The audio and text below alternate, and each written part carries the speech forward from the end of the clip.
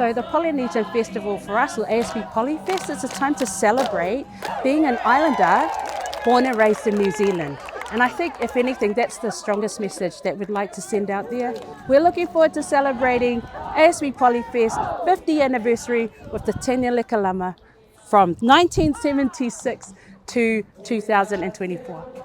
Just getting together with all the sisters, it's that fellowship, the sisterhood, and it's amazing having all the older girls right down to the present students. So it's amazing to see all the different year levels and just all coming together to celebrate each other. It's not just about the old fellow classmates, it's generations before me and after me, so right through to current students. So what I'm getting out of this is the fellowship, the sisterhood, just the wairua, the spirit. It's a beautiful feeling to come back and to give back to our school everything that we got from here. Can't explain it, and it's the camaraderie that we still have, the bond that we have, and with the younger generation as well.